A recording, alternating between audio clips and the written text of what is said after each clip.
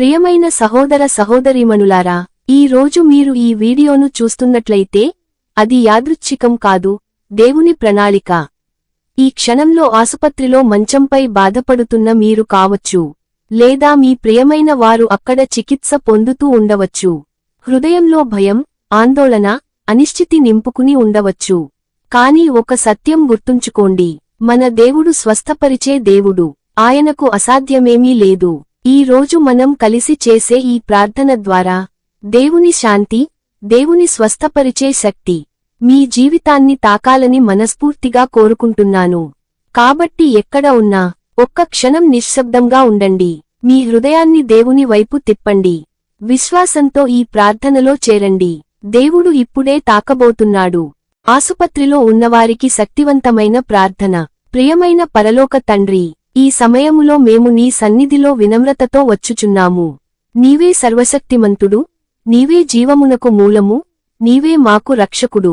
ప్రభువా, ఆసుపత్రిలో బాధపడుచున్న ప్రతి ఒక్కరి కొరకు మేము ఈ రోజు ప్రార్థించుచున్నాము. ప్రభువా, ఈ క్షణములో మంచంపై బాధతో ఉన్న వారిని నీవు చూసుచున్నావు. వారి కన్నీళ్లను నీవు తెలుసుకొంటున్నావు. వారి హృదయంలో ఉన్న భయం, ఆందోళన, నిరాశ ఇవన్నీ నీకు తెలిసినవే. తండ్రి, వారిని నీ శాంతితో నింపుము. యేసయ్యా, నీవు ఈ లోకములో నడిచినప్పుడు అనేక రోగులను స్వస్థపరచితివి. కుష్ఠరోగులను స్వస్థపరచితివి, అంధులకు చూపు ఇచ్చితివి, కాళ్లకాళ్లు నడవని వారిని నడిపితివి. అదే అద్భుత శక్తి ఈ రోజు కూడా ఉంది అని మేము విశ్వసించుచున్నాము. ప్రభువా, ఆసుపత్రిలో ఉన్న ప్రతి ఒక్కరిని తాకుము. తండ్రి, వారి శరీరంలో ఉన్న ప్రతి వ్యాధిని నీవు తొలగించుము. రక్తంలో ఉన్న వ్యాధులు, హృదయ సమస్యలు, ఊపిరితిత్తుల సమస్యలు, నొప్పులు, ఏ వ్యాధి అయినా నీ శక్తికి మించినది కాదు. ప్రభువా, నీ స్వస్థపరిచే చేయి వారిపై ఉంచుము. యేసయ్యా, ఈ సమయములో చికిత్స పొందుచున్న ప్రతి ఒక్కరికి బలమును ప్రసాదించుము. వారి శరీరము బలహీనపడినప్పుడు వారి ఆత్మ బలపడేలా చేయుము. నీ సన్నిధి వారితో ఉండునుగాక. ప్రభువా, ఆపరేషన్ చేయించుకుంటున్న వారిని నీ చేతుల్లో పెట్టుచున్నాము. వైద్యులు చేయు ప్రతి చర్యను నీవే నడిపించుము. వారి చేతులకు జ్ఞానము, నైపుణ్యము, సమయస్ఫూర్తి ఇవ్వుము. ప్రతి శస్త్రచికిత్స విజయవంతంగా జరగునుగాక. తండ్రి, మందులు తీసుకుంటున్న వారిని ఆశీర్వదించుము. ప్రతి మందు వారి శరీరంలో సరిగ్గా పనిచేయునుగాక. ఏ దుష్ప్రభావం కలగకుండా సంపూర్ణ స్వస్థత కలుగునుగాక. ప్రభువా, ఆసుపత్రిలో ఉన్నప్పుడు వచ్చే భయం చాలా గొప్పది. ఏమవుతుందో అనే ఆలోచనలు వారిని బాధిస్తాయి.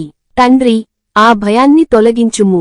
వారి హృదయములో ధైర్యం నింపుము. నీవు వారితో ఉన్నావు అని వారు తెలుసుకొనుగాక. యేసయ్యా, ఒంటరిగా ఉన్నవారిని ప్రత్యేకంగా ఆశీర్వదించుము. వారితో ఎవరు లేకపోయినా నీవు వారితో ఉన్నావు. నీ సన్నిధి వారిని ఆత్మీయంగా తాకునుగాక. ప్రభువా, కుటుంబ సభ్యుల కొరకు కూడా మేము ప్రార్థించుచున్నాము. వారు బాధతో, ఆందోళనతో ఉన్నారు. వారికి శాంతి ఇవ్వుము. వారి విశ్వాసం తగ్గిపోకుండా కాపాడుము. వారు నిన్ను నమ్ముతూ ఉండునుగాక. తండ్రి, ఆసుపత్రిలో సేవ చేస్తున్న డాక్టర్లు, నర్సులు, సిబ్బందిని ఆశీర్వదించుము. వారు రోజూ అనేక మంది బాధలను చూస్తున్నారు. వారికి శక్తి, సహనం ఇవ్వుము. వారి సేవ ద్వారా అనేకమంది స్వస్థత పొందునుగాక. ప్రభువా, ఈ కష్టకాలంలో ఉన్న ప్రతి ఒక్కరికి నీవు ఓదార్పు కలుగజేయుము. కన్నీళ్లను తుడిచే దేవుడవు నీవే. బాధలో ఉన్నవారికి ధైర్యం ఇచ్చే దేవుడవు నీవే. యేసయ్యా, మేము విశ్వసించుచున్నాము, నీ వద్ద అసాధ్యము ఏదీ లేదు. నీవు చెప్పిన మాట ఒక్కటే చాలు, వ్యాధి పోతుంది. నీవు తాకిన చోట స్వస్థత వస్తుంది.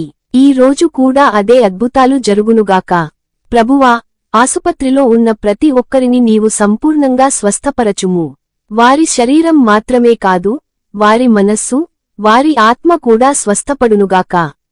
తండ్రి, ఈ కష్టకాలాన్ని వారి జీవితంలో ఒక సాక్ష్యంగా మార్చుము.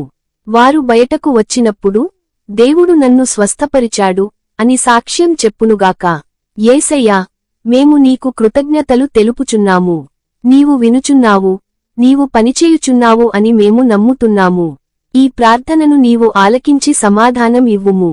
చివరగా ప్రభువా, ఆసుపత్రిలో ఉన్న ప్రతి ఒక్కరి మీద నీ కృప, నీ శాంతి, నీ ప్రేమ ఉండునుగాక. వారిని రక్షించుము, వారిని నడిపించుము, వారిని స్వస్థపరచుము. ఇది అంతా మా ప్రభువైన యేసుక్రీస్తు నామములో ప్రార్థించుచున్నాము. ఆమెన్. ఈ వీడియో మీకు ఆశీర్వాదంగా ఉంటే లైక్ చేయండి, షేర్ చేయండి. మరిన్ని దేవుని వాక్యాల కోసం సబ్స్క్రైబ్ చేయండి. దేవుడు మిమ్మల్ని ఆశీర్వదించుగాక.